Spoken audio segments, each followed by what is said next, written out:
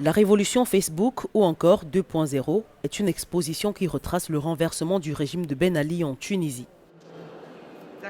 À Tunis, ce sont des centaines de vidéos amateurs, pages de blog, caricatures et autres documents numériques évanescents sauvegardés par un collectif d'institutions et ONG qui ont été exposés dans le célèbre musée du Bardo. Raconter cette histoire est très important car nous sommes passés par des périodes particulières. Ces périodes que nous avons vécues, on dirait un flashback. Nous sommes retournés dans le passé et c'est comme si nous le vivions à nouveau. À 21 ans, je n'ai pas le même âge que durant la Révolution. Je n'étais pas aussi consciente de ce qui se passe que je le suis maintenant. On s'est aperçu que beaucoup de ces documents qui ont fait la Révolution, qui ont fait l'information pendant ces 29 jours, ont disparu de la toile. Donc pour nous, c'était important à la fois de les conserver, de partir à la recherche, mais de réfléchir aussi à ce qu'il faudrait faire pour que ce matériel-là, d'un nouveau genre, d'un nouveau type, soit conservé à l'avenir.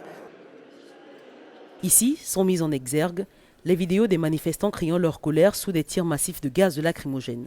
Ce sont les premières images du soulèvement et de la répression, souvent prises à la va-vite par un téléphone portable. Certains documents sont historiques, comme l'interview intégrale de la mère du marchand ambulant Mohamed Bouazizi. Elle y explique le calvaire du jeune homme, dont l'immolation par le feu le 17 décembre 2010 à Sidi Bouzid a été le déclencheur de la révolte. Concilier mémoire et histoire est pour nous une donne absolument exceptionnelle. D'habitude, les gens s'occupent ou de la mémoire ou de l'histoire.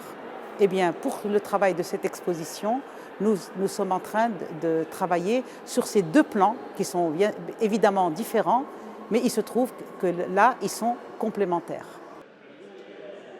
L'exposition, dénommée Avant le 14, décrit les précédentes mobilisations dès 2008, puis les premières régions à se soulever mi-décembre 2010, Sidi Bouzid et Kasserine. Elle retrace également les 29 jours ayant conduit à la chute du président Zine El Abidine Ben Ali.